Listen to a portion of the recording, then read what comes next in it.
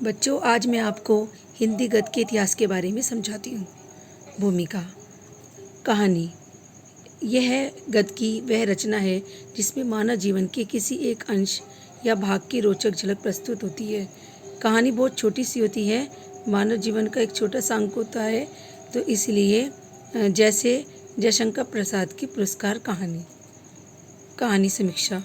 कहानी कला के तत्वों के आधार पर किसी कहानी को विविध दृष्टिकोणों से देखना और परखना ही कहानी समीक्षा कहलाता है, क्योंकि इसमें हम कहानी कला को समीक्षा को हम अनेक रूपों के द्वारा देख सकते हैं और परख सकते हैं।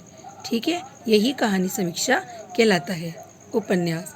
यह गद्य की वह काल्पनिक लोकप्रिय विधा है जिसमें मानव के संपूर्ण और वास्तविक जीवन का काल्पनिक एवं विषाद चित्रण होता है। जैसे प्रेमचंद का गोदान। आपने प्रेमचंद के गोदान कहानी को पढ़ा होगा। उसे पढ़कर ही आपको लगेगा कि वह गद्य की एक कलात्मक लोकप्रिय विधा है। नाटक।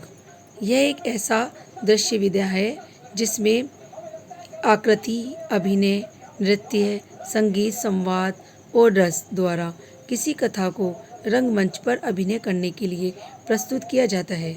जैसे हम नाटक प्रस्तुत करते हैं मंच पर, उसी के द्वारा ही वही हमारा उस नाटक में ही आकृति, अभिनय, नृत्य, संगीत, संवाद ये आदि प्रस्तुत किए जाते हैं। वो नाटक कहलाता है। जैसे आज्ञा का उत्तर, प्रियदर्शी। बच्चों, अब मैं आपको एकांकी के बारे में समझाती हूँ। यह एक लघु दृश्य विधा है, अर्थात ये बहुत ही छोटा होता है, जिसमें एक ही संदेश या विशिष्ट समस्या की झलक एक ही अंक में, एक ही समय में और एक ही स्थान पर प्रस्तुत की जाती है, क्योंकि ये बहुत ही छोटा होता है। जैसे मोहन राकेश का अंडे के छिलके। रेडियो। अब मैं आपको रेडियो के बारे में समझाती हूँ। रूपक ध्वनि और संवाद के माध्यम से रेडियो पर प्रस्तुत नाटक रेडियो रूपक कहलाते हैं। जीवनी। इसमें किसी प्रसिद्ध व्यक्ति के जीवन की विविध घटनाओं को कलात्मक रूप में प्रस्तुत किया जाता है। आत्मकथा। बच्चों, अब मैं आपको आत्मकथा के बारे में बताती हूँ। इसमें लेखक स्वयं अपने जीवन की गाथा को, यानी जीवन की गाथा अर्थात अपने जीवन संबंधी कुछ मुख्य बातें पाठकों के सामने बहुत ही आत्मीयता के साथ प्रस्तुत करता है। जैसे वियोगी हरि की मेरा जीवन प्रवाह। रेखा चित्र। बच्चों, अब मैं आपको रेखा चित्र के बारे में समझाती हूँ।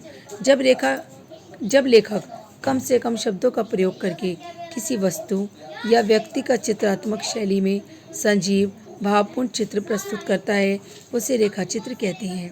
जैसे महादेवी वर्मा का गिल्लू। आपने बच्चों महादेवी वर्मा की गिल्लू कहानी तो अवश्य ही पढ़ी होगी, और उसमें रेखा चित्र के बारे में अच्छी प्रकार से दिया गया है। संस्मरण। इसमें साहित्यकार अपने जीवन में आए किसी विशेष व्यक्ति पर आधारित घटना को रोचक शैली में यथार्थ रूप में अपने व्यक्तित्व में रंग भरकर प्रस्तुत करता है। जैसे महादेवी वर्मा कृत प्रणाम। बच्चों, अब मैं आपको आलोचना के बारे में बताती हूँ। किसी साहित्यिक रचना को अनेकों आयाम से देखकर और परखकर उस पर अपना निष्कर्ष देते हुए उसकी विवेचना करना ही आलोचना कहलाता है। यात्राव्रत। जब लेखक अपने जीवन की अविस्मरणीय यात्राओं का विवरण यात्रा के स्थल पर घटित घटनाओं आदि चित्रवत अंकित करता है, अर्थात जो लेखक के मन में बच्चों बहुत सारी बातें भरी हुई होती हैं, ठीक है, और उसको वो अपनी चित्रवत यानी किसी पेज पर अंकित करता है, तो उसे यात्राव्रत अथवा यात्रा साहित्य कहते हैं। राहुल सांस्कृत्यायन इस विधा के सुविख्यात रचनाकार हैं। ठीक है बच्चों, आपको समझ में आया ये सब। रिपोर्ताज। जब साहित्यकार युद्ध की विभीषिका, विनाशकारी भूकंप, समुद्री तूफान, अकाल या मानव समाज को प्रभावित करने वाली किसी घटना के घटने पर उसके संदर्भों की प्रत्यक्ष जानकारी प्राप्त करके मन स्पर्शी शैली में प्रस्तुत करता है, उसे रिपोर्ताज कहते हैं। अब मैं आपको डायरी के बारे में बताती हूँ। जब लेखक दिनांक और स्थान का उल्लेख करते हुए अपने दैनिक जीवन की प्रभावकारी घटनाओं एवं उनके हृदय पर पड़ने वाले प्रभावों तथा प्रतिक्रियाओं को अंकित करता है तो उसे डायरी लेखन कहते हैं। अब मैं आपको बच्चों गद्य गीत के बारे में समझाती हूँ। ऐसी गद्य रचना जो गद्य के होते हुए भी काव्य का आभास देती है। मतलब है तो वो गद्य, लेकिन कई बार हम गद्य को जब पढ़ते हैं तो हमें ऐसा लगता है कि जैसे वो हमें काव्य का आभास दे रही है, जैसे हम काव्य पढ़ रहे हों, तो वो गद्य गीत या गद्य काव्य कहलाता है। जिसे कई बार बच्चों को भी लगता है कि हम काव्य पढ़ रहे हैं, जबकि वो गद्य होता है, पत्र साहित्य है। बच्चों, मैं आपको पत्र साहित्य के बारे में समझाती हूँ। जब लेखक अपने किसी परिचित व्यक्ति को अपने संबंध में या किसी अन्य विषय पर निजी रूप से सूचना, समाधान या जिज्ञासा लिखकर भेजता है तो उसके लिपिबद्ध संकलन को पत्र साहित्य कहते हैं।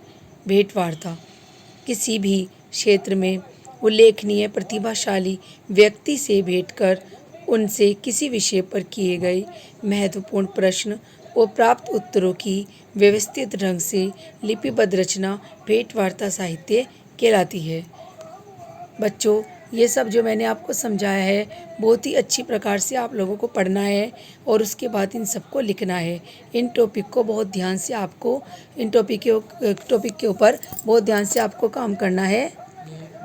ये बहुत आपके लिए कीमती हैं और इनमें से ही आपको बहुत सारे क्वेश्चन मिल जाएंगे जिनको आपको तैयार करना है।